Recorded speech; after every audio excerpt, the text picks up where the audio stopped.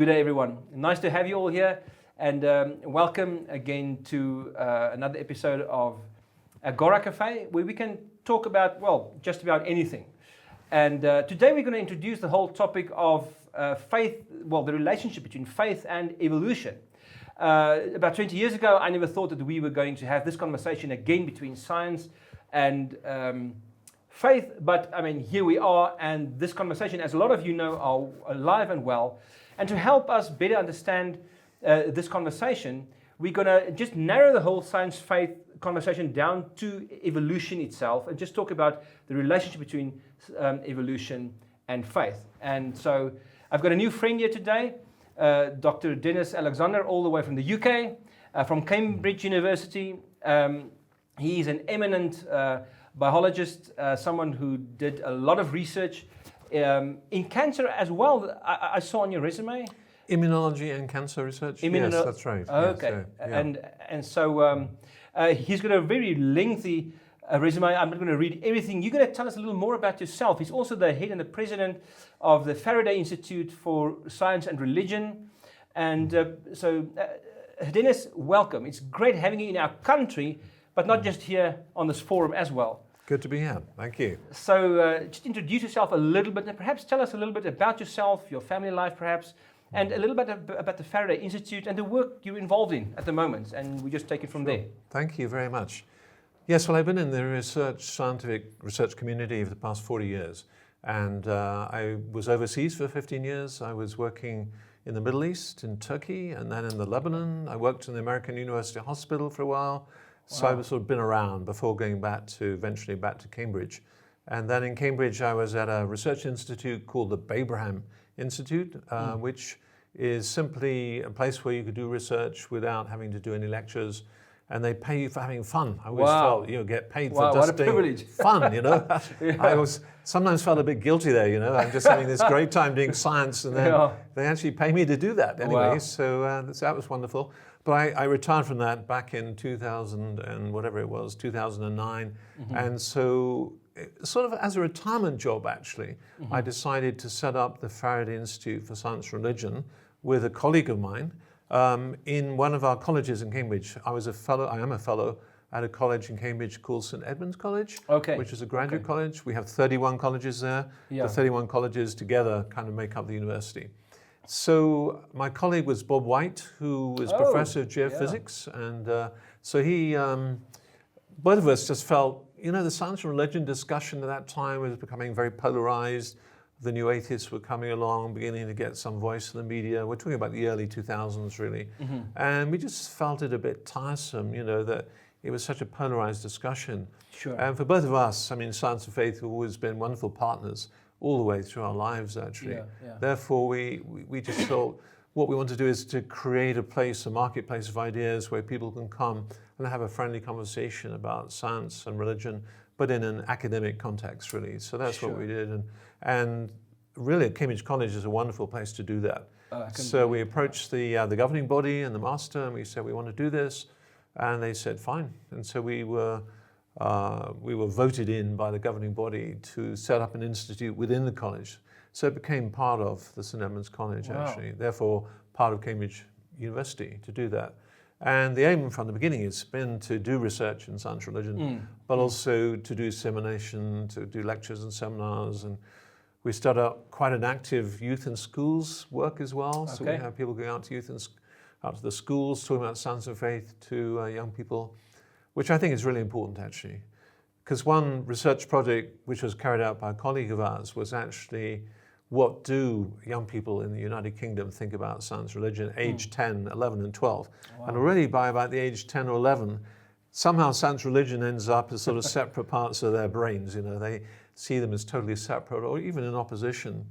And exactly where that's coming from is hard to say, really, but it's partly because they have science classes down the corridor over there in that classroom.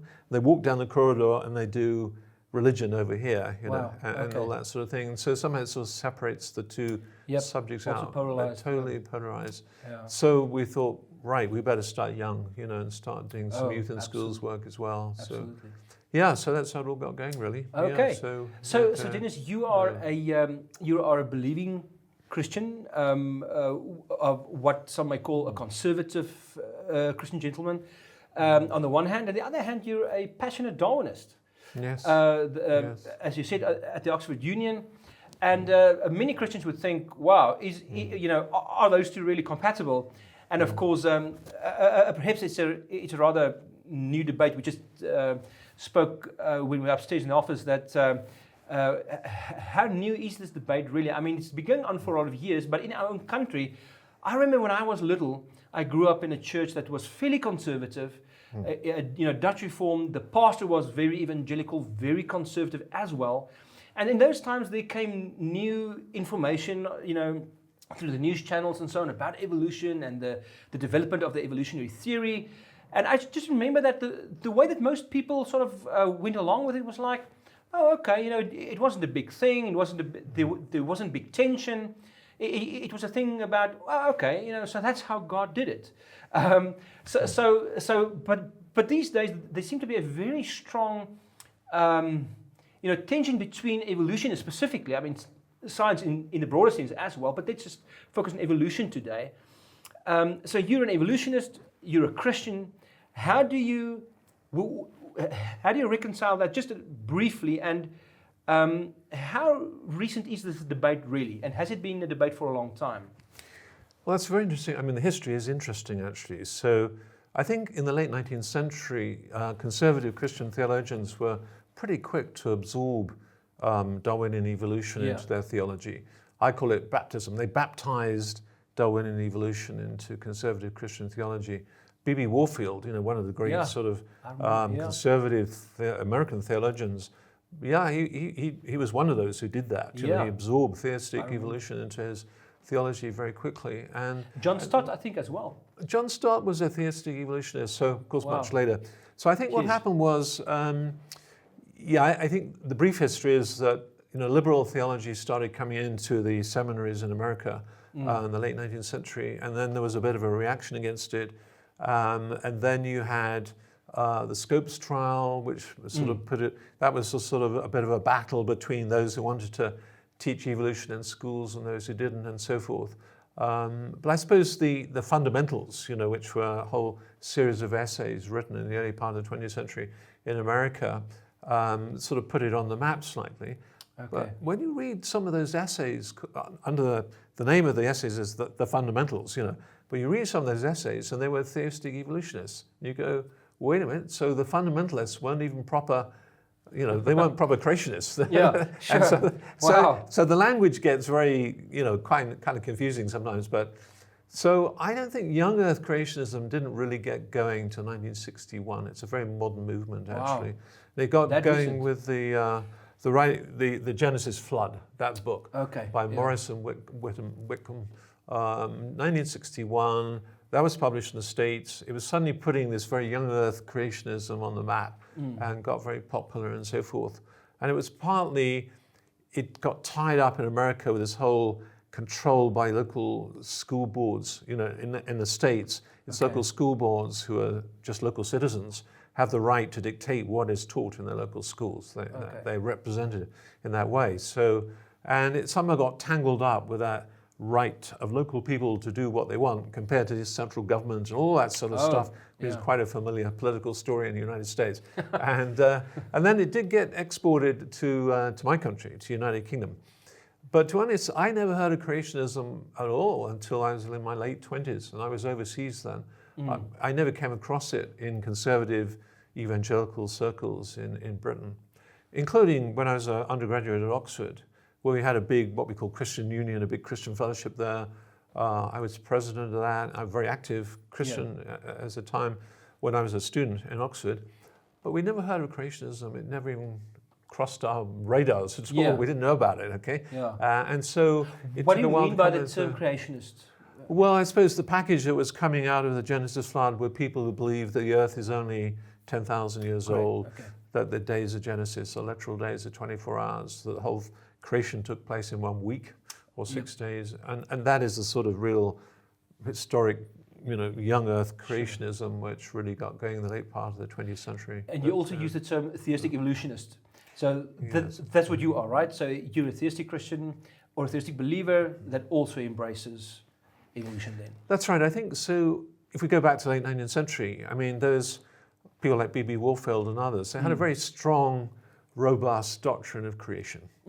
You know, they see God as creator in everything, as I do. You know, in other words, when I read my Bible, I see the God of our Lord Jesus Christ is intimately involved in the upholding and sustaining of the whole created order. We read a Psalm 104, and we read God's causality in providing food for the cattle and, you know, streams that flow and all of that, the lions roaring, seeking their food from God and so forth. So that whole panoply of creation is incredibly theistic and strong. I call it robust theism. And then you bring that over to the New Testament, and it's just the same. And there, you know, John 1, the Logos, without Christ nothing was made. Without Logos, nothing was made that was made. Colossians 1, in Christ all things exist. Hebrews 1, similar idea. It's nice and easy to remember. So you've got, you know, John 1, Colossians 1, Hebrews 1, making the same point that we have a God who's sustaining, upholding the whole created order. And so our job as scientists is to try and describe it as best we can. You know, and it's not up to us to tell God how he should do things, you know. And if God wants to do it by evolution, fine, you know, that's up to God. So that's the sort of direction I come from in talking about a theistic evolution. So it's not a sort of weak kind of phrase, it's a very strong phrase saying, hey, let's remember that in any scientific theory, including evolutionary theory, God is very intimately involved in the whole show, in the whole shebang, in the whole story. He is, we're not deists, you know, we're not a God. You know, we're not deists who believe in some faraway God who winds up the universe at the beginning and disappears. No, we are theists who really believe in an involved God. Exactly. He's transcendent as well as immanent, right? He's really He's involved. Immanence, really involved. That's what the word really belongs to, refers to, I think, It's really weird. I've never, as a kid, I also grew up in a fairly conservative home. I was a Christian from my, you know, second or third year in high school, and but I still remember that even very, very early in my, you know, like I said earlier, I've never felt this tension between faith and evolution. So Dennis, before we get to evolution, what is there a difference between the two terms, Darwinism and evolution? I think part of the problem with, any big scientific theory is they can easily get loaded with ideology. And if you look at the history of what sometimes called Darwinism since 1859, you can see it's been utilized, once it became a famous theory, it's been utilized in support of communism, in support of capitalism, in support of feminism, in support of pretty much any ism you can possibly imagine. You can find examples of the way it's been wheeled out to support that ism. And I think that's part of the problem that many Christians have actually with evolution, is they see it as a kind of ideological or philosophical account of life. And I think that's a great pity. I can understand why that's happened, you know, because of this historical history, this historical different things happening in history that have loaded it up with that kind of ideology. So to me, evolutionary theory is a biological theory. And when I talk about evolution, it's about biology and it's about how God creates the world and does things. But it's not loaded with all this other things. So some of these labels do, like Darwinism can have negative vibes for some people. It can have negative vibes in some parts of the world because of sort of colonial implications. You know, here we have this English guy who's imposing this theory upon us when we have our own local science, which is more valid and so on. You get that certainly going on in India and places at this present time, and certain other places as well. So that can become part of the story, that Darwinism, Charles Darwin, can become a sort of icon of historical British colonialism. That happens.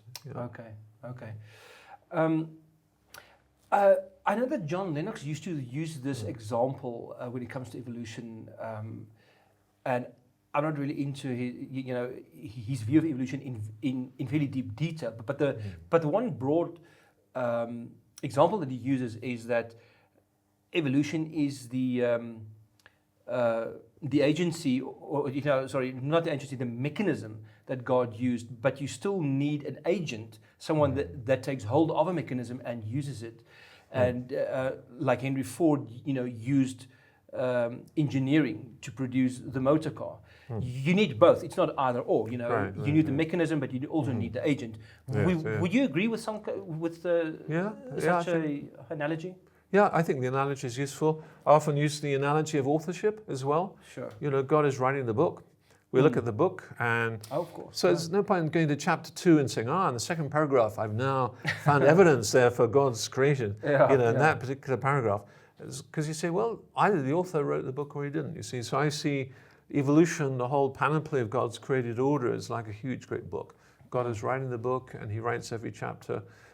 I don't mean in a deterministic way. I'm not talking about determinism in terms of our own decisions and free will that I believe we have as individuals, but more in terms of the whole sustaining of the whole created order, of all the physical energy and stuff that makes up this whole creation in which we're living. Yeah, I just see that part of God's book. Okay. Yeah, right from the beginning to the end. Okay. Yeah. Now, Dennis, let's dive into evolution itself. And the first question I want to ask you,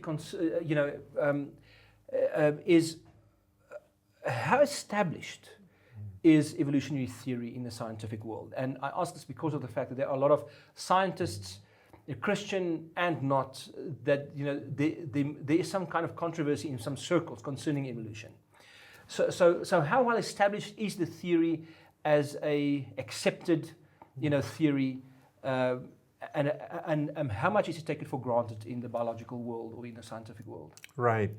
Just a word on the word theory, I think can be helpful actually, before we get to the main thrust of your question there. I guess some people see a theory as something which is only loosely held. We have a sort of hope it's not going to rain tomorrow, it is going to rain tomorrow. It's a sort of a theory, it's about a theory about the weather in a week's time or something. Whereas I think the word theory in the scientific community is used more like a map. Yeah. It's a map that tries to join up all bits of data and make sense of them, makes them coherent. Explain everything. Explaining all these bits of data. And that's what Charles Darwin did in a sense when he went down this famous voyage around the Beagle around the world. He started putting the bits and pieces together. Oh, these islands have different species from other islands, and how does that work? And then kept discovering things that only really made sense as he famously then drew a little tree in a notebook, actually, which was recently stolen, by the way. From that's another story from the library, and it's been returned. Thankfully. But anyway, that famous tree. So that sort of that's the background to the word theory, anyway. So in terms of is the whole biological community centered around theory of evolution as a paradigm for all that they do? Absolutely yes. Absolutely yes. I don't think people don't doubt it. Now, where you get the discussion is on some of the mechanisms. It's an evolving theory, and so what we call the neo-Darwinian synthesis, rather grandly, but that got going really in the 1920s, 1930s, and that started putting the whole understanding of natural selection and bringing it into contact with mathematics and population genetics and fusing the two together. And that made a much better theory, a much stronger theory. And now, at the present time, there's even a big discussion going on about, do we need to develop theory further, or is it doing all the work that we want it to do? And so some people want to bring cooperation into their theory as one of the major planks in the theory, which is an interesting concept, because cooperation is so central to so much of evolutionary theory and so forth. So there's a discussion going on about mechanisms, which is good and healthy. That's the way it should be with any scientific theory. I mean, if you think of Big Bang theory, there's loads more to do on that. So the theory is a map, but the map, we hope, as scientists, is always getting better. It's improving. It's incorporating more data in the map. But I think what, to me, is really striking about evolutionary theory is the way that it's grown as a map. It's got a better map, but it's never been subverted. You can always you could, in principle, have found falsifying data that could have undermined that map very easily, actually, especially with the sequencing of the human genome of human DNA that came out, that cost $3 billion to do the first one, is now you can do it in 20 minutes for $100 or something. It's crazy, it's so rapidly changed. But we could have found that that the sequence of the genetic letters in the genome in the human DNA, it could have undermined the whole concept of, let's say, us humans being part and parcel of this whole narrative, but it didn't. I mean, each of us in each of the cells of our bodies, we have a kind of, we're sort of fossil museums. We've got these genetic fossils in our DNA, and you can actually track human evolution to a very large degree simply by taking a bit of skin, sequencing the DNA and looking at the sequence in there. So in my hand, I'm a fossil. I'm a living fossil, and so are you. Okay, because that gives almost the most powerful evidence for evolution that we have. So rather than undermining the theory of evolution, actually, sequencing DNA has really helped to support it very, very strongly. Could the theory, just going back to the idea of theory, one of our own South African scientists used to say that in some sense, a theory is almost, in science, more important than the facts. Not really, I suppose, more important, but in a sense, because that holds all the facts together, it organizes the facts and gives meaning to them. Is that how you would describe it? Yes, I mean, I think it depends on the particular thing you're studying. Sure. Sometimes you start with some facts and you have no idea. They're all, we get that in my research lab all the time. You're starting to pick up bits of data and you don't quite know how they fit together. And then one day in your shower, in your bath maybe on Sunday evening, you suddenly go, I've seen it. Suddenly see how all those bits of data can fit together and to make a decent sort of theory. And most scientists have that happening only a few times in their life. I can remember 1 or 2 times it's happened to me, and it's such a joyful experience because suddenly you're puzzling your head about all this stuff. You don't know how it fits together, and suddenly it makes sense. Then you can write your paper, you see, because when you write a scientific paper, the question the reviewer has is, what sense does it make? It's got to be coherent. It's got to be a story. Sure. Yeah. So you're telling a story in a way about how this all works.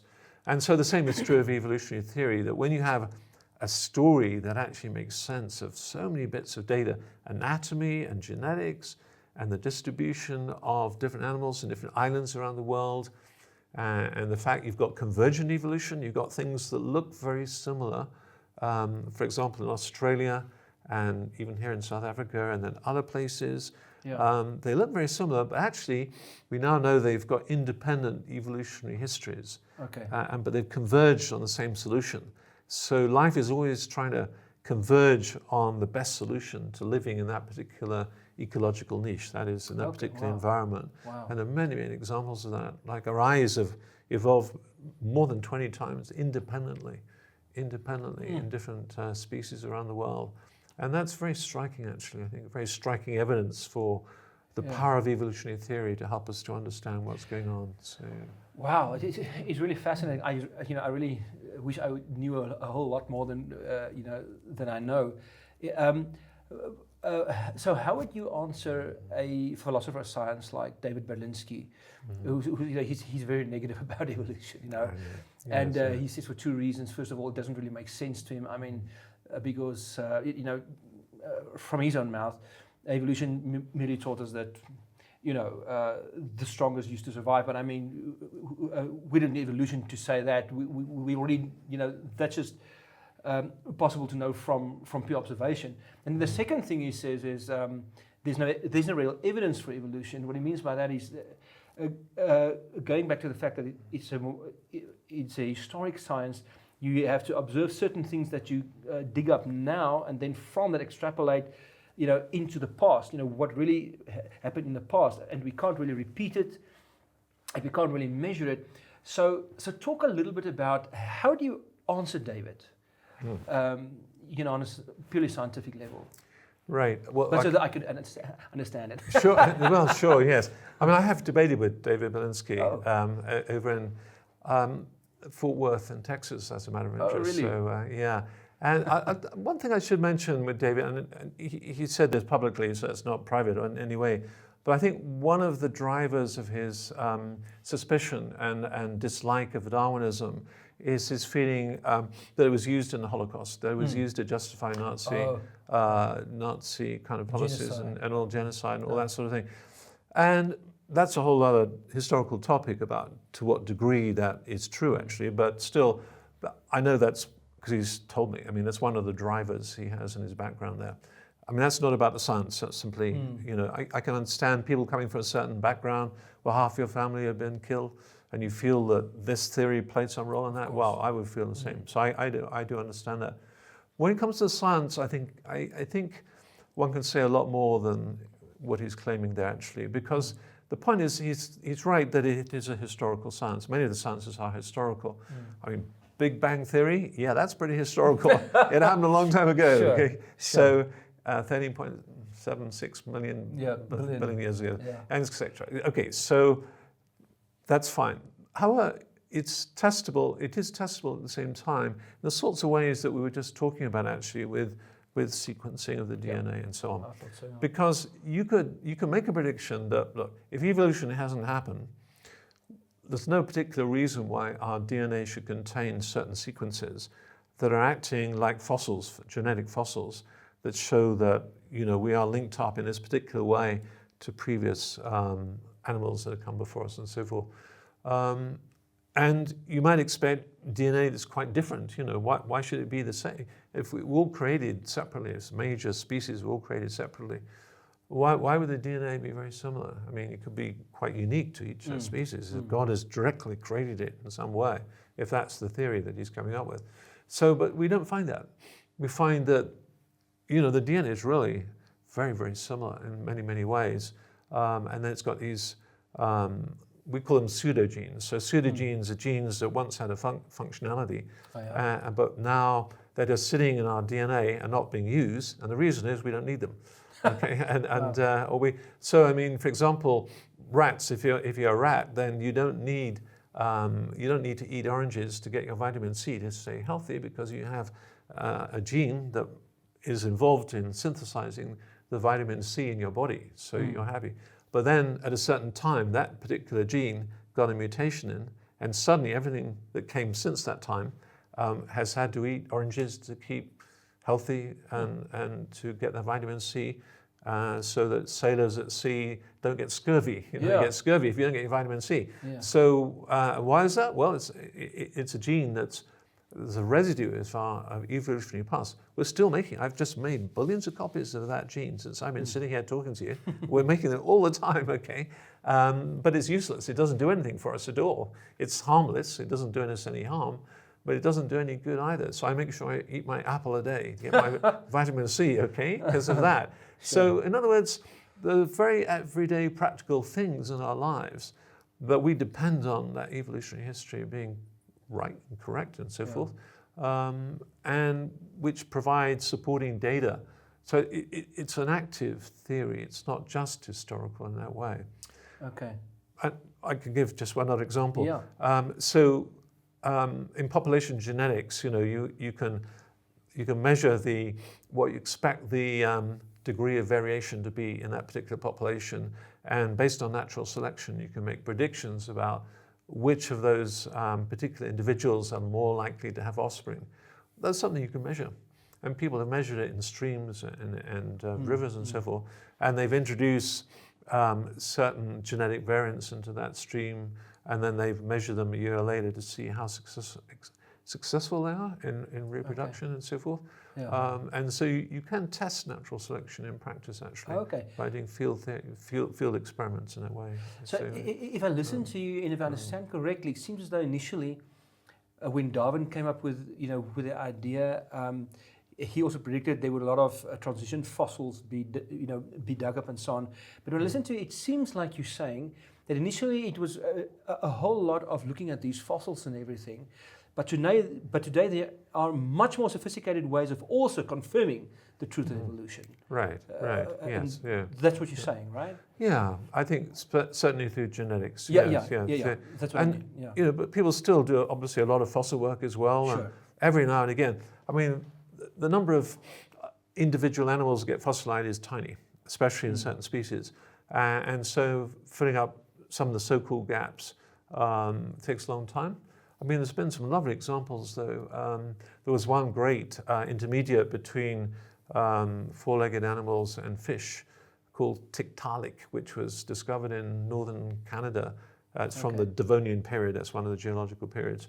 And they knew there should be something that's going to look like this. And they went specifically to a certain region rich in wonderful geology up in northern Canada some years ago.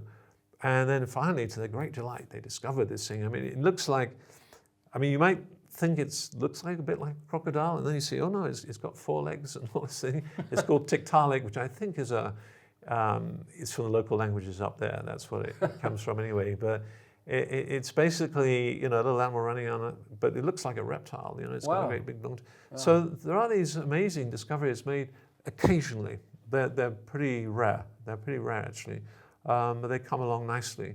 Whereas the genetics is easy.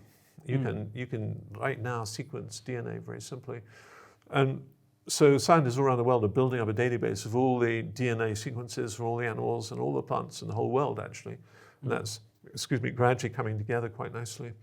Okay. And we can do the same with humans now as well, and you can track population genetics much more easily now, and look at the flow of populations and how they go through their genetics. It's all great fun. It's great fun actually. What you can do now. Great. Yeah, so dear old Darwin. I wish Darwin was alive today and can come and visit us. And he'd go, wow, I never thought that would work out that way, Sure. Yeah. Sure. Okay, so just to be clear, some people distinguish between all sorts of evolution, micro and macro. I'm not really into the terminology and everything, but you are into the full-blown macroevolution in the sense that some species can evolve into another species, right? Right. Am I correct? Right. That is correct. All right. Yeah. So yeah. Good. Yeah. So let's bring faith a little bit, and so you've been talking as a scientist up until now, and how do you reconcile that with your faith?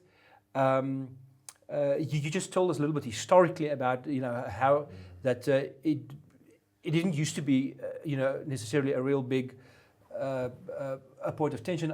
You talked about in the times of Darwin. I remember I read up at some point about the debate between Darwin and Samuel Wilberforce, and was he clergy? Thomas Henry Huxley. Yes, Huxley and Wilberforce. Yes.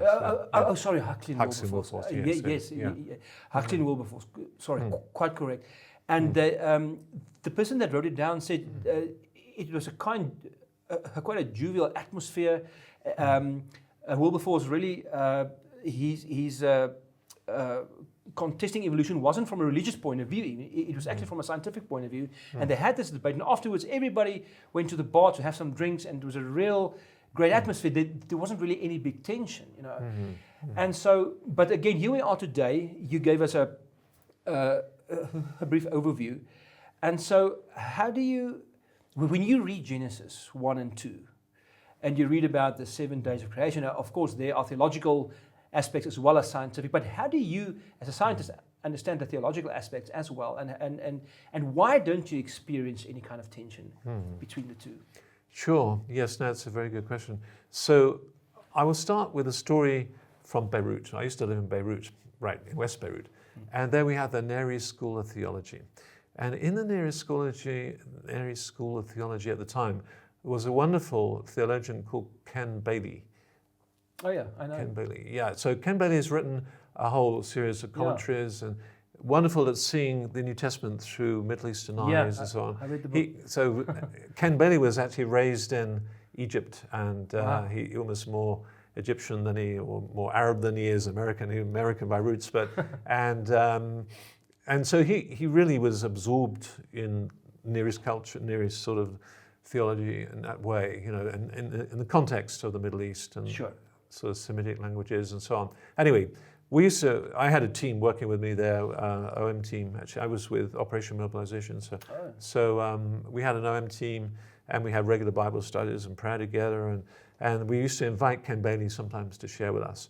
And he used to I remember him taking us through some passages in the New Testament. We just were absolutely glued because we'd never seen them in that light before.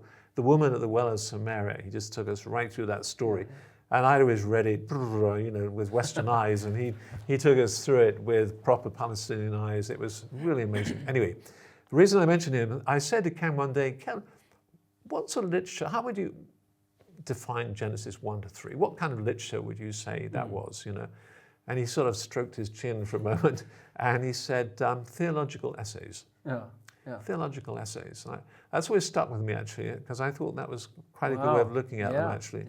And I think when we read people like John Walton, who's the professor of Old Testament theology, Old Testament biblical studies at Wheaton College, and who's really seeking to encourage us to see early chapters of Genesis and other passages in the Old Testament through Near Eastern eyes. I think that's the way to go, and I think that helps us a lot, really. And if we read it theologically, then it's so powerful, and there's so much powerful stuff in there, which is so radical as well. And I often think, actually, of course, I mean, the days of creation, I mean, Augustine, saw them as, days of creation in a literary way, but this is where, in an Augustinian thought, this is where God is investing, as it were, all his creative power into these seeds. He saw them as seeds, and then the seeds would sort of blossom later on into becoming all the different things that we see today. He had that sort of concept of it. But I think the way of seeing the days is simply to see the orderliness. It's an orderly creation. Sure. It's not a random. It's standing in contrast to chaos and to tohu vebohu, this wonderful little Hebrew phrase we get in Genesis 1:1, which means formless and empty and formless and so forth. And often people have taken Genesis 1, and I don't know when this really, I think it was maybe the Reformers who were first to see it, maybe it goes back before the Reformers, to sort of line up the days on one side and then to see how they fit with filling, in a perfect literary way, they fit up that form and empty space. So, each species, as it were, or each kind or whatever, you create, then fills up a particular aspect of God's created order and gives it order and frames in that particular way.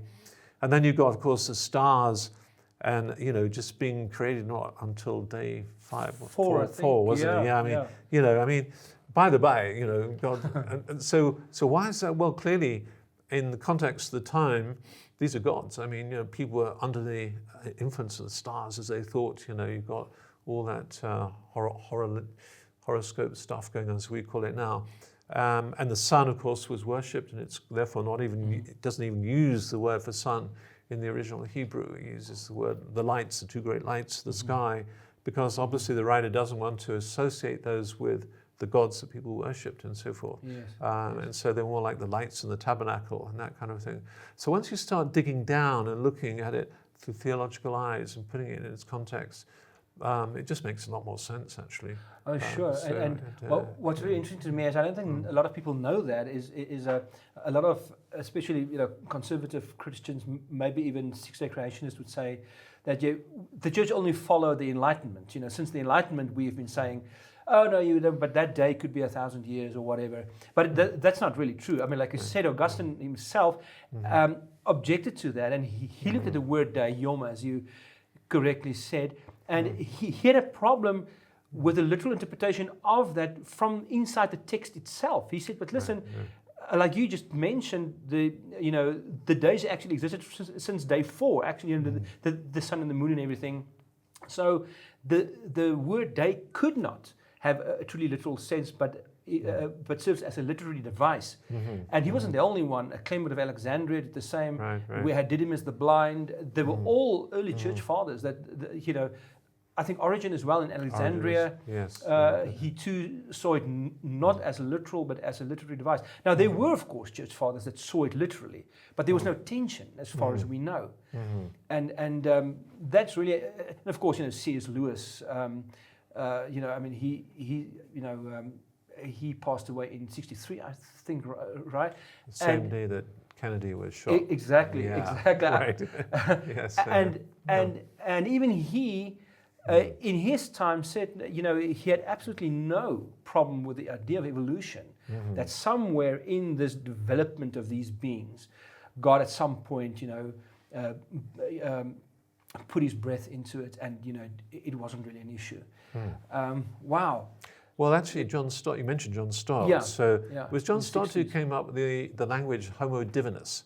So, I mean, one of the ways of understanding that, the beginnings of human beings who had real fellowship with God is not through evolutionary eyes at all. That evolution is simply God's delivery of beings who have the potential and capacity to pray, capacity for fellowship for God, capacity for morality and so on, and to know God personally, but they don't have the reality of it. And then God chooses, he breathes into a couple, whom John Stott called the Homo Divinus, the first divine humans in the sense of those who had this wonderful fellowship with God, of those who were given responsibilities by God to care for the earth. And so, in a way, the way of seeing it in that way is that this is the beginning of God's family on earth. God's family on earth had to start somehow, in some way, didn't it? And so, in John Stott's view, this would be the beginning of that, the beginnings of the spiritual family on earth. And J.I. Packer would be happy with that interpretation as well, actually, the late J.I. Packer. Oh, yeah. Wow. Okay. And so I followed He was a very, very, I wouldn't say fundamentalist, but I mean, he was a very, very, conservative. Yes. He had a very conservative theology. Yeah. Well, he gave a very nice endorsement to the book I read some years ago called Creation or Evolution, Do We Have to Choose? And which is around. There was a copy sitting around here. But anyway, so I sent the copy to him to see if he would endorse it. And he wrote back and said, I will only endorse it once I've read it. So he read it carefully, and then he wrote a very nice endorsement, actually. And that book presents a sort of various models, ways of understanding how can we relate the current understanding of human evolution and anthropology, how can we relate that to the understanding of the Bible, that there is a beginning of humanity that has perhaps beginning in a couple. And so he was quite happy with what I wrote in that book, actually. I mean, I'm not saying he dotted every I, but he was very happy to endorse it and support it. And, wow. So there's one question I would really like to ask you is, so an evolutionary theorist, as far as I can see, when you look at the development of simple organisms to more complex organisms, we have a theory that makes sense of how it could have been done and how it could have happened, right? Do you consider every part of the evolutionary process as rationally explainable, or are there some parts, like for instance the Cambrian explosion would be mentioned by some people that happened, what about 500 million years ago apparently? There was this explosion of development of species. Would that also be, no, there's a complete rational explanation for that, or would an evolutionary theorist be open to the possibility that God could have intervened, not organically as he usually does, but even in a more mechanistic way? How would you think about that? Right, no, that's great. I would say generally, I mean, clearly evolution has gaps, like any good theory, any big theory has gaps. Okay. And that's great for scientists, otherwise we wouldn't have anything to do, you see, so we'd be out of a job. Okay, so fill the gaps. So the whole purpose of science is to fill the gaps in our scientific understanding. Okay, so if you want to look at gaps, I mean, you can find plenty of gaps. At the beginning, like the origin of the genetic code, origin of the first cell, origin of life itself, and all of that. You can find plenty of gaps. So, I mean, it's coming together gradually, but I think it'll take a long time before we have a fuller understanding, really, of that. And the Cambrian explosion you mentioned, there are some interesting theories about that, but it's still not fully understood. There are there are plenty of other aspects you can find. You can find plenty of holes around. So I guess I'm sort of standing back from it at the moment, looking at these gaps. Okay, so what do we do about gaps in our scientific knowledge about a big theory? Now, of course, some people want to fill it up with God of the gaps. Okay? The God of the gap. We don't want to go there. Well, we don't want to go there, but I mean, that is a very popular sort of understanding that people have. We don't understand the origin of life, zap, God creates the first DNA, boom, out of the blue. It's like magic. I don't say magic miracle, if you like, but something. Okay, so I guess the question I have is, theologically, do we need to do that? I don't think so. From the Bible, we don't need to do that because in Christ all things exist. Yeah. I mean, so now that slightly avoids your thrust of your main question, which is, well, could God have done something special which would be outside the bounds of science to even get a grip on? I mean, God can do anything. Of course. And who would I be to say that, no in answer to that question? God can do what he wants. I mean, pretty crudely, so God is all powerful and all gracious, and he can do anything. So so I'd have to take that position simply because I believe God is omnipotent. God, who are we as creatures to say what God should or shouldn't do?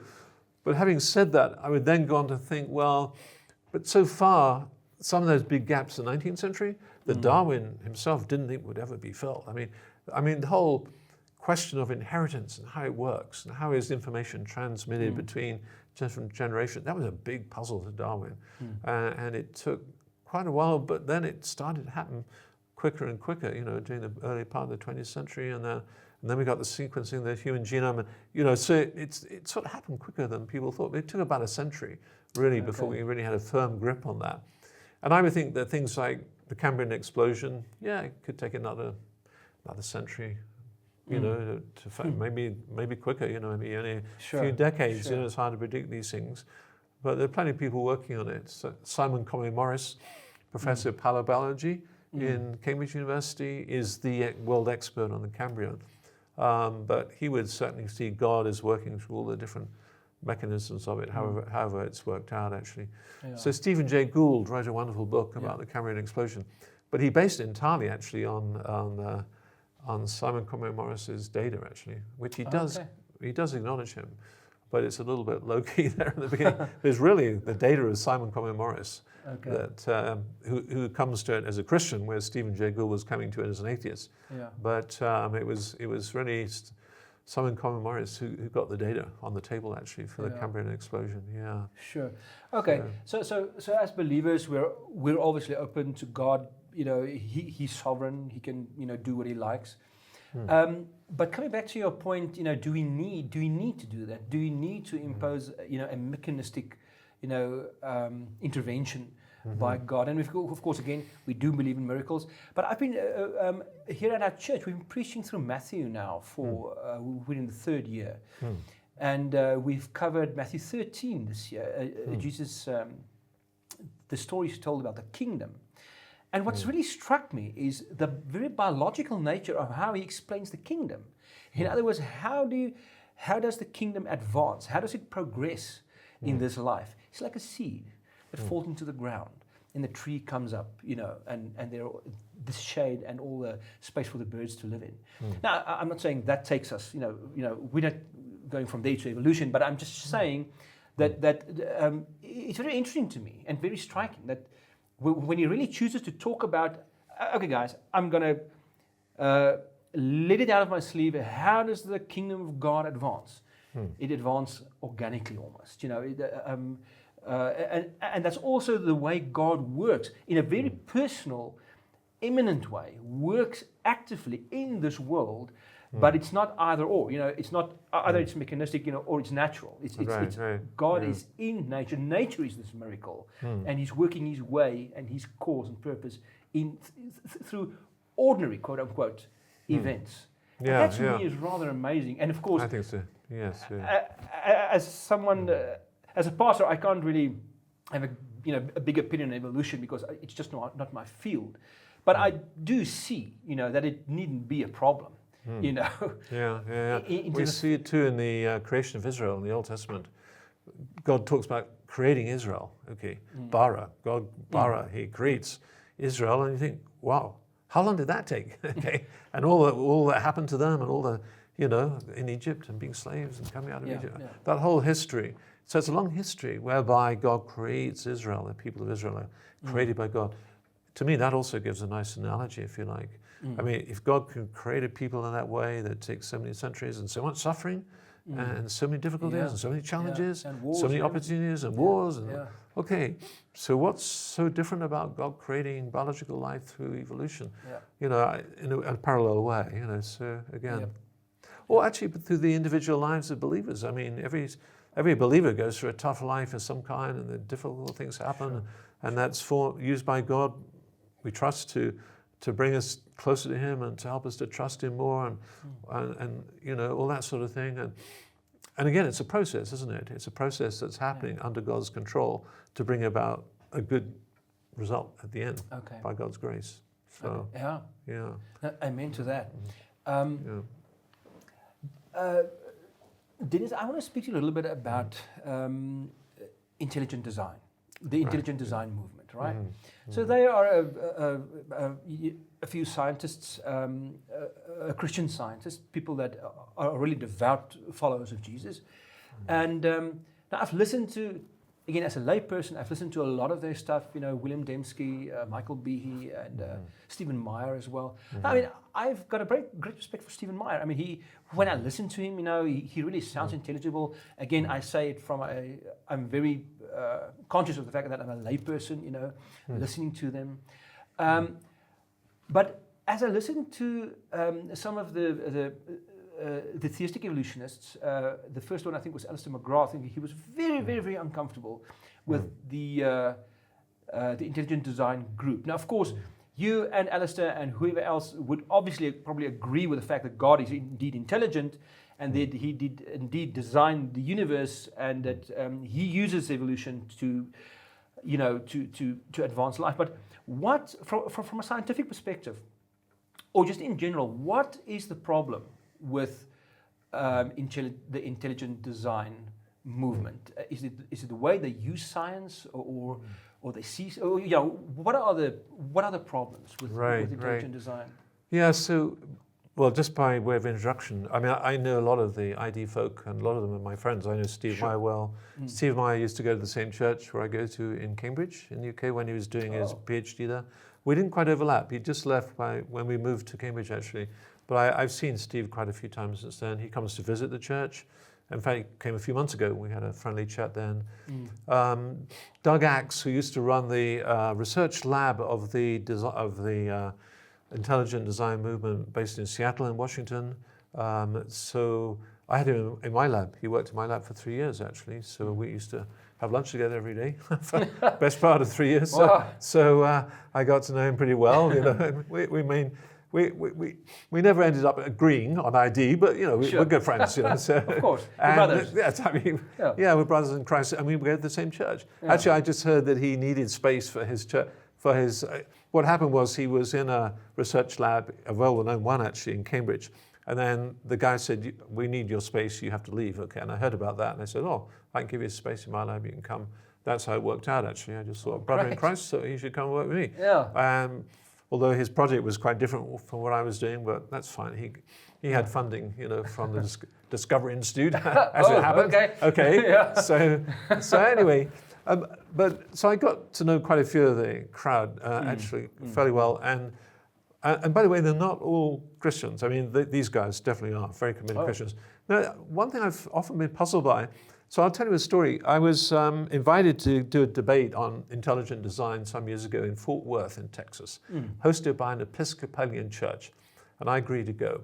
And it was one of these American things where you get put in this big ballroom, without any windows, and 1,000 people there. And I was because I was known to be a bit critical of ID. Okay, so I was teamed up with someone called Lawrence Krauss. Oh yeah. Lawrence Krauss is a well-known atheist in North America. Yeah. Suddenly I found myself, I'm not normally teamed up with Lawrence Krauss. We're on the same side. But then the defenders of intelligent design was an atheist philosopher from the University of Utah called David Morton, and David Belinsky, who is a liberal Jew. Oh yeah. They were the defenders.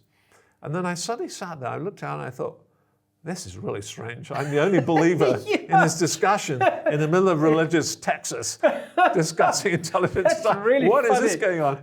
Anyway, we had this sort of fairly friendly, kind of debate and to and fro and usual kind of thing. Yeah. But then Lawrence Krauss started picking on me, although we're supposed to be on the same side because I'm a Christian. Yeah. So he started turning on me and started attacking Christian faith at the same time. So it got a little bit complex at the time. Anyway, but I mention that because I've sort of discovered that there are quite a range actually of people who, Michael Behe is Catholic, and then they've got another guy, Paul Nelson, who's from a Mooney background. You know the Moonies? So he's a Mooney. And so it's quite a mixed bag actually. Okay. So they're not all, and some are wonderful, evangelical Christian believers like Steve Meyer and Doug Axe are. But Bill Dembski has now left the movement, by the way. He's formally left the movement. I'm not quite sure why, but he's got a whole website addressing that point where he declares I've now left the intelligent design movement. So I don't understand that. Doug Axe has left he's no longer running the lab. He's now gone on the faculty of Biola University in California. So I just mention all that because it's complicated. It's a complex world. It's a complex world, and different ID proponents have slightly different views about things as well. Okay, that's background, introductory background. Okay. Yes. Yeah. Okay. On terms of, so basically the central argument, as you well know, is, here's something really complicated. Here's a bit of biochemistry. Let's say how the genetic code came into being, or how the first cell came into being, and Steve Meyer's books are full of those examples. Okay, and they are not simple to explain mechanistically the process whereby they came into being. Okay, because they don't leave fossils. They don't leave. This is early origin of life stuff. Okay, so I guess the question then comes again, as we were discussing before. So what they would like to say is, there's this kind of inference to design. When you see these wonderful things, then in some way there's a special activity of the designer at that point in that particular thing. But then the other part of things that science can now understand, that is, actually they call it naturalistic. Okay, and Philip Johnson and both Philip and Bill Dembski is often to say, well, that's the naturalistic part of what? Of creation? And there it gets, you can begin to see a tangle come in there. So in other words, they sort of divide up what I would call the whole created order is one created order, but they're starting to divide it up into the bits which our science can understand, which are naturalistic, and then the bits that science doesn't currently understand, and there are plenty of gaps there, and say, oh, this is a bit which is somehow an argument for design, because this is the bit we don't think will ever be understood by evolution or by, and so forth. And I find that theologically a problem. To me, my main worry about intelligent design is theological. Because to me, when I read the Bible, we have one created order. We have one God who is the author of everything, as we were discussing earlier. In Christ, all things exist. Without him, nothing was made that has been made.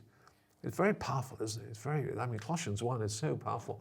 And then you go, and so the fact that I don't understand very well how something was made in the year 2023, how can that be an argument for design? I don't get it. So either there's a God who has designed everything, and to divide it up and say that what science understands is somehow naturalistic, I go, well, anyway, what does naturalistic mean? Naturalism, in terms of philosophy, is the philosophy that things exist or have their being without any reference to a supernatural agency. Do I think science is naturalistic? Absolutely not. 100% no. I mean, when I go into my lab, my research lab in Cambridge, which is now, I'm retired from it, but when I used to go into it, it's sacred ground. It's where I'm looking into, I'm trying to discover what God does and what his thoughts are, thinking the thoughts of God after him in that way. It's sacred ground. It's part of my worship. And so it's not naturalistic in any shape or form. It's a holy enterprise. And that, if you look at the origin of science and go back to the early Christian natural philosophers, that's very much how that was their driver to do science. Robert Boyle and John Ray and all these wonderful Christian scientists, that's the driver to understand how God does things. So that my worry therefore is, with the intelligent design movement, is this sort of division of the created order, as if you can divide it up into naturalistic bits and religious bit, design bits. It's a sort of design of the gaps argument, which worries me. While we're speaking, it seems as though that they actually follow a kind of a God of a gaps thing then. I mean, if they don't understand it, it's like, although they probably object to the whole, if I think of someone like Stephen Meyer, who probably object to the idea like, a God of the gaps, but I mean, it seems as though that they don't remain open to the fact that there might be more scientific data discovered. Right. Am I right? I think that's right, and I think it's putting a lot of faith in the future and not discovering. The trouble is when you have a designer of the gap. I call it designer of the gaps, okay? Because their inference is to a designer. Inference to design, and then from there an argument for a designer. That is the track that they use constantly in the literature. And I go, well, you're putting a lot of faith in that gap. Because when you look back a century ago, the great gap in the 19th century was, how does inheritance work? because they didn't know about genes, they didn't know about that, and that's all been filled up, you see. Yeah. So had you at that time put your intelligent design argument in that particular gap, you would have been an orphan, you know. You suddenly, there's no gap left, you see, and I think you get shrinking gaps all the time. And when you look at Michael Behe's book, 1996, Darwin's Black Box, so many examples about blood clotting and stuff I know very well, you know. Yeah. I mean, a lot of those gaps have been filled up, you know, how the evolution of blood clotting. And that's a problem with it. I mean, that's the trouble with that argument, you see. So the gaps get filled up, and then you have a shrinking God. You see, your God is, well, your designer is there in that gap, and then it shrinks and shrinks and shrinks. Okay. And then what happens? And I think it's a dangerous argument, actually, I'll be quite honest, simply because I think it leads to a shrinking concept of design, where I think what we as Christians need to be doing is proclaiming God's design of the whole universe. Okay. The whole universe. Okay. Everything is designed. So Denis, one other possible point of contradiction with faith could be the randomness of the mutations. Do we find purpose when we look at evolution? I think of an article written by Michael Roos, which considers himself to be an evolutionary philosopher. And he emphasized the whole point that the mutations happen so randomly. There's no progress in evolution. There's no fixed point in the future to which it's heading. Would you agree with that? And how would you? Can you just testify as to, do you find purpose in the way you look at creation through the lens of evolution? Just tell us a little bit about that. Yeah, well, it's funny you should ask that question, because it wasn't put in your thoughts, I know, by us before the conversation started, but I wrote a book several years ago called Is There Purpose in Biology? Okay, so I should have brought along a copy today for you. That would be next cool. Book to ring along. Anyway, but so that is sort of addressing that question head on specifically. So in answer to the question, in answer to the Michael Roos question, well, it all looks a bit random and we don't know where it's going. And I go and say, well, wait a minute, let's just look at it. Scientifically, let's look at it. And the argument of that book is, when we look at it purely through the eyes of a scientist, it sure looks progressive. It looks like it's going somewhere. Even Richard Dawkins agrees with that, actually. Richard Dawkins is really progressive in his evolutionary ideas. It's quite interesting, actually. He's a progressivist. Yeah, wow. And it's all over his books. You can find lots of examples of that.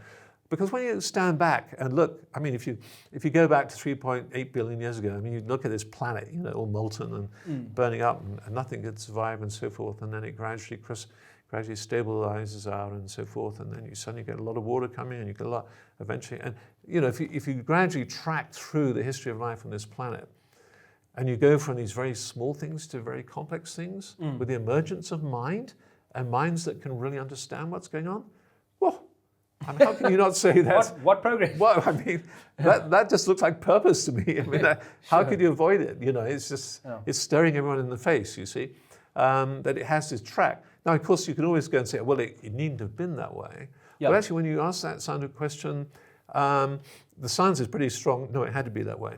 It's very strong. It had to be that way. Yeah. Why can we say that? For all kinds of reasons. I mean, the periodic table, you know, the chemistry of the periodic table, you know, the summary of all the chemical elements we know about. It's the same all around the universe. So when NASA is looking for life in other planets, they all, everywhere we look, it all has a periodic table, all have the same, everywhere we look, there's a lot of carbon compounds up there. There's far more carbon out there in interstellar space than there is down on planet Earth. Yeah. If you add up the weight of it, we know that. Okay. And so it's very likely that life in other planets will be quite similar to life here, actually, which is very boring for a sci-fi enthusiast.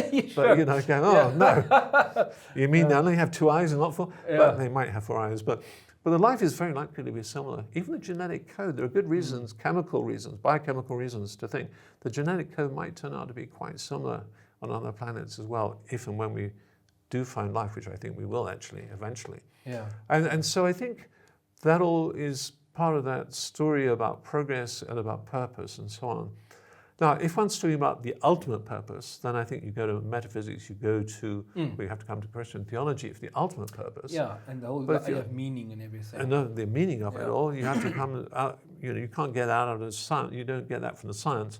Yeah. But I think if you just simply look at the science, and you look at convergent evolution, then really it looks to me like very much like a purposeful narrative, actually. Okay. And that's what that book is arguing quite strongly. All right. Now, Michael Roos is a good friend of mine, actually. And by the way, Michael Roos wrote a very nice endorsement for the other book we just had come out called Coming to Faith to Dawkins. Yeah, I saw. So Michael Roos has written a nice review, so he's a good friend. Very good, very good. As an atheist, I write and say, what a wonderful book. Yeah.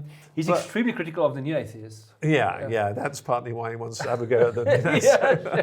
But no, he's a good friend, and then he's come to our Faraday events sometimes in Cambridge. He's spoken for us. Wow. And we get on well. I mean, he's a Quaker by background, by the way. Yes, his mum and dad were Quakers, apparently. I always think when he talks about extracting morality out of evolution, I think it sounds more like me extracting morality out of Quakerism, I think would be more accurate. But, that's very interesting because the article that I read about it was actually about morality and evolution. Right.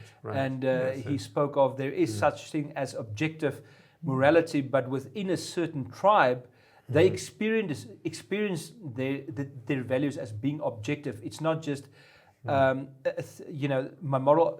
I don't have just a moral possibility, it's a moral obligation within the specific tribe. But from a macro point of view, he calls it collective delusion because, you do find, according to him now, objective moral values in certain tribes, but there's no objective foundation for morality and evolution.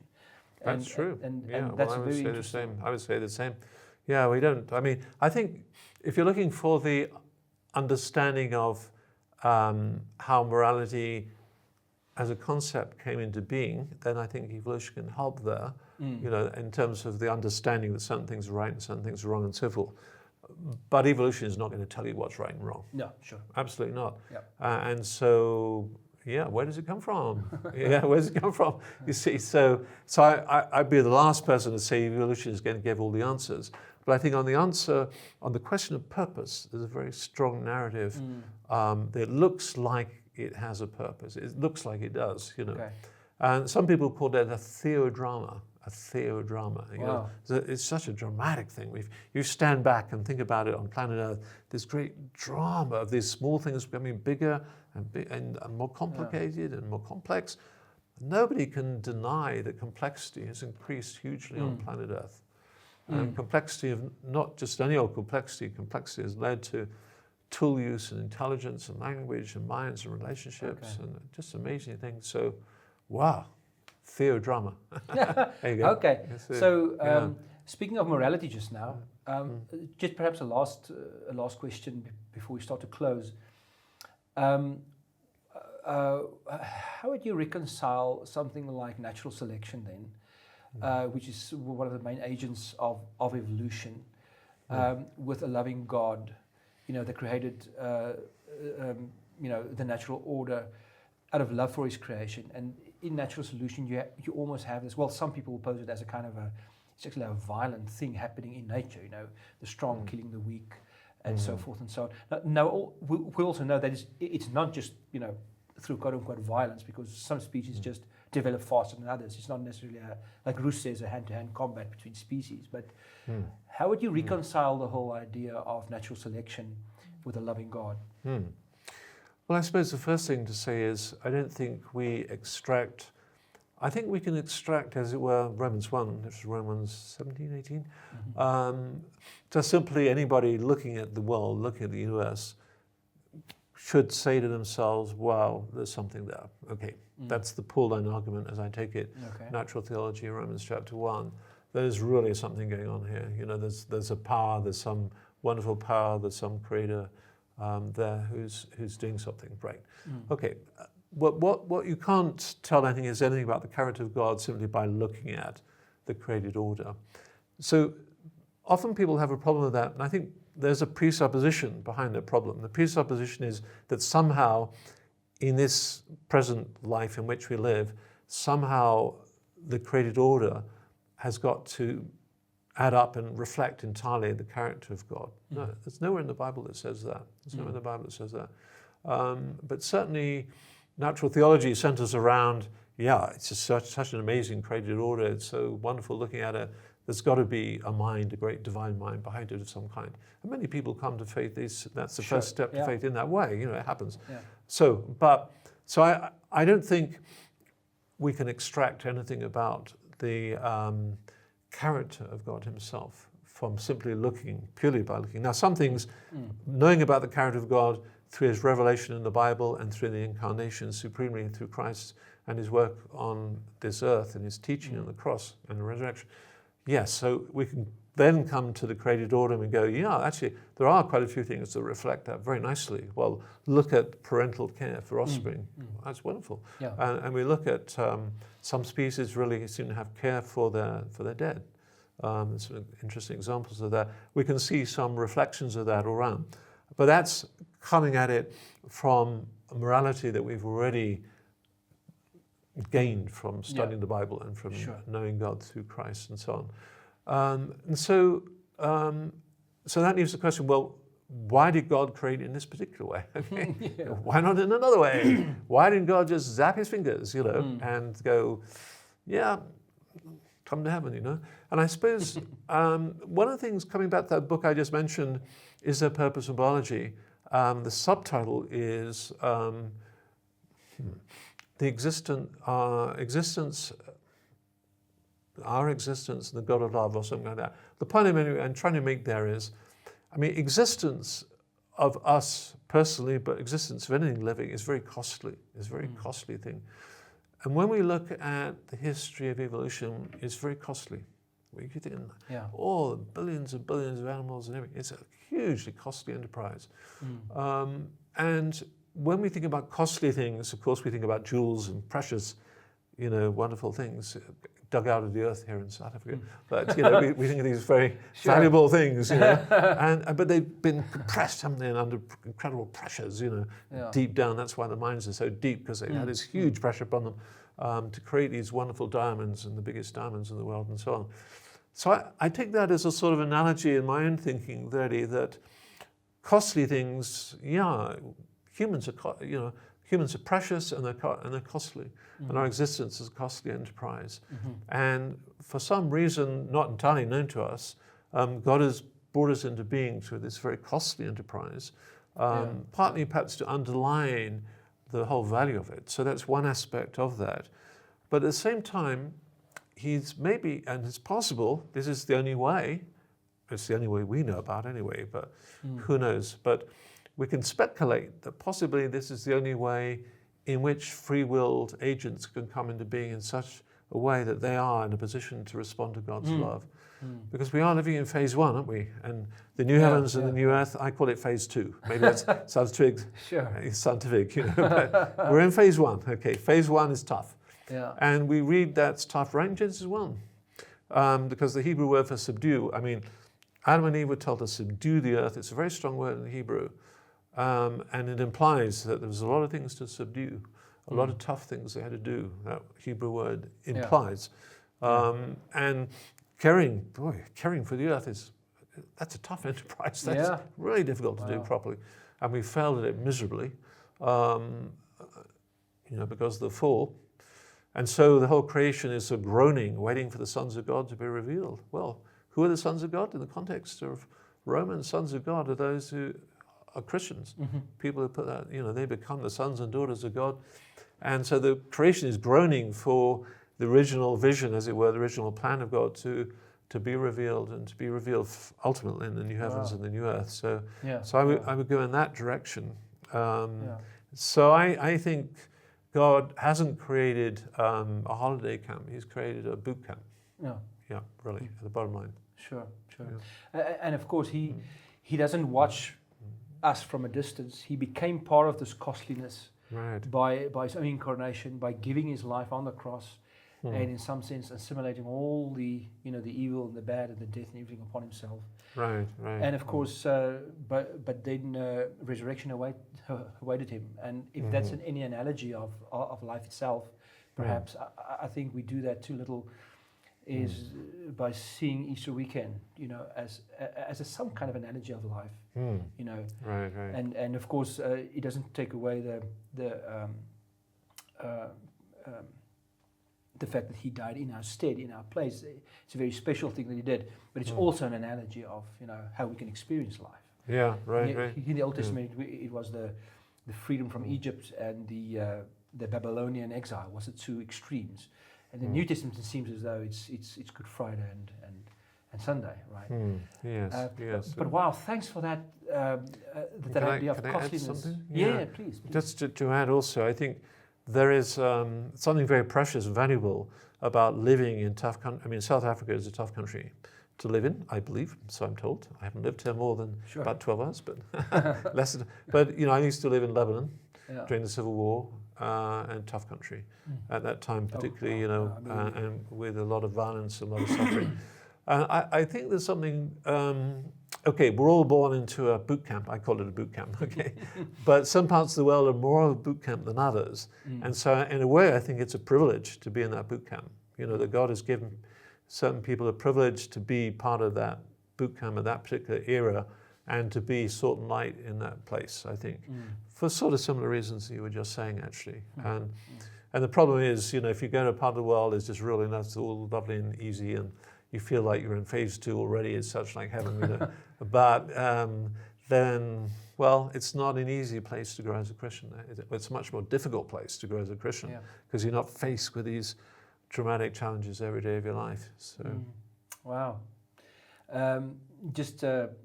What's interesting is here in South Africa we live in the eastern side of Pretoria. It's a very Western-like, kind of culture. All those part of Africa, and very near to us. I have very dear friends that live in very, very impoverished, circumstances. And it was very interesting that during COVID, during the pandemic here in the eastern side of Pretoria, it seems as though people were sort of financially okay, but emotionally and spiritually, they went through a very, very hard time. In some of my other friends in other areas, it's rather not a complete opposite, but somewhat of an opposite scenario.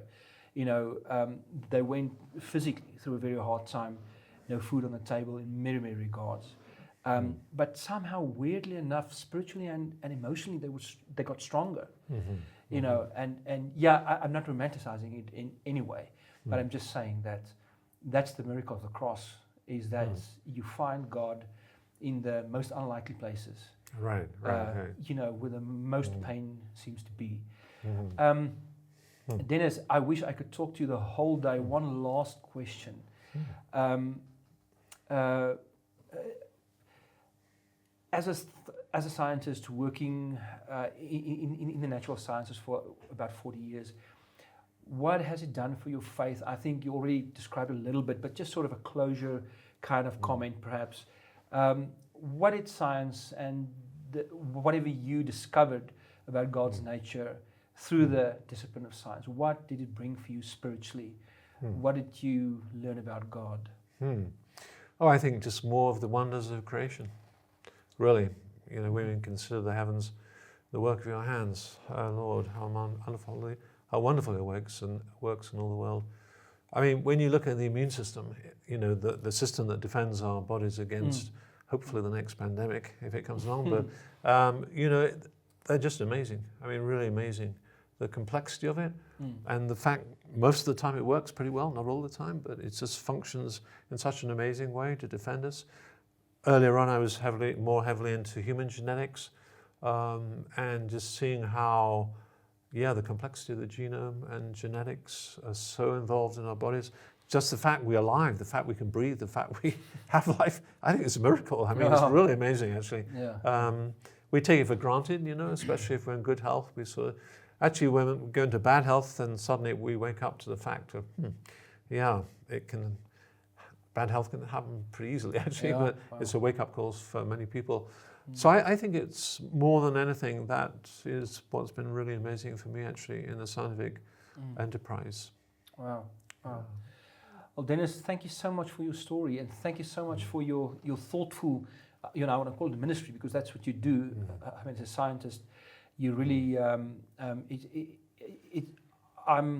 I'm in awe about the way that you think about things, the deep, thoughtful way you go about your own life and the lives of others, our resistance on this planet. And so thank you for sharing your riches with us. It really enriched me. Privileged to be here. And really, may you experience God's blessing in your other endeavors here in our country and back in the UK as well. Thank you very much. And good to meet you and good to be here. Thank you again. So friends, that's all for today. I hope that you've experienced this conversation as enriching as I have. And perhaps you've only encountered the idea of evolution as reconcilable with faith for the first time today. I don't know. Maybe not. Maybe you've accepted the possibility a long time ago. But please let me know what you think. And we can keep on the discussions. Until next time, God bless.